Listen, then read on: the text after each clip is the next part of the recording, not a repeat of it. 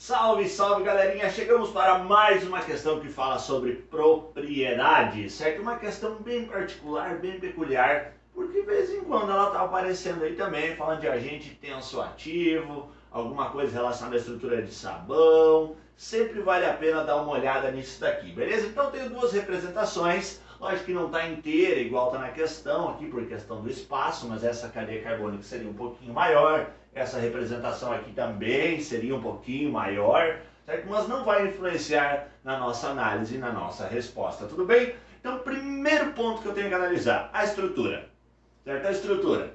Carbono, hidrogênio, carbono, hidrogênio, carbono, hidrogênio, só carbono, hidrogênio, carbono, hidrogênio. Chega aqui na ponta, tem o carbono com 2 oxigênios, certo? Tem o carbono com 2 oxigênios que dão uma certa polaridade para a minha molécula. Então aqui eu tenho uma parte polar e aqui eu tenho uma parte apolar. Hidrocarboneto é sempre apolar, certo? Então eu tenho que olhar para isso tudo aqui e enxergar uma parte que é apolar da minha cadeia. E se é apolar, a gente diz que isso daqui é uma parte hidrofóbica. Então ele não se liga com a água. Então eu tenho uma parte enorme apolar hidrofóbica e eu tenho uma partezinha pequena aqui na ponta chamada de hidrofílica. Então a parte hidrofóbica é a parte que não se liga com a água, certo? Fobia da água. A hidrofílica é aquela que se liga com a água. E quando eu faço a união de uma substância, certo? Quando eu vou comparar as duas partes e vejo que uma molécula, que uma substância tem característica hidrofóbica e hidrofílica na sua estrutura, eu digo que essa substância, ela é uma substância anfifílica.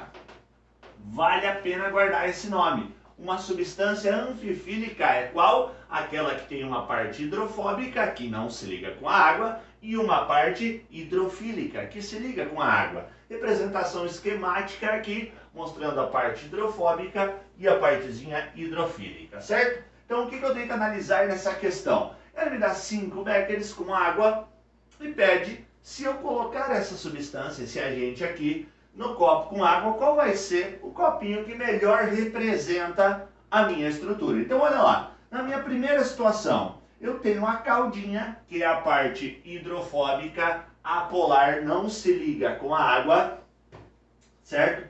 Para dentro da água. Então eu posso ter a parte apolar para dentro da água?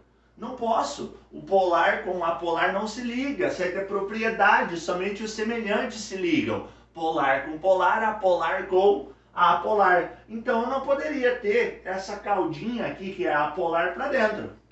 Chutei o meu primeiro copinho embora. Vai-se embora. Segunda possibilidade, de novo, ele está mostrando que a parte hidrofóbica está voltada para a água, aquela que não se liga com a água está voltada para a água, e a parte hidrofílica está longe da água. Eu falo, maluco, mas aí a vida não faz mais sentido. Aí não tem como que o hidrofóbico está com a água e o hidrofílico está longe? Não dá. Então o meu segundo copinho vai-se embora também. Terceira situação, eu tenho a parte que é hidrofílica, a pontinha dela voltada para a água, e a parte hidrofóbica não se ligando com a água, certo? Então, se eu adicionei esse meu agente tensoativo, essa substância aqui, a parte hidrofílica, que é a parte que liga com a água, está voltada para a água, e a outra parte está para fora, sem se ligar com a água, ok? Então a letra C, que seria aqui a letra C, o meu terceiro copinho tá bacana. Vamos ver por que não pode ser a D ou a E, nos últimos dois. Aqui, ó, a parte hidrofílica, que é a que liga com a água, está para dentro. Fala, tá beleza. Mas junto com ela, tá a parte apolar. A parte apolar não poderia estar aqui dentro, porque a polar não se liga com polar. A mesma situação tem no último copinho, certo? No meu último becker, hein?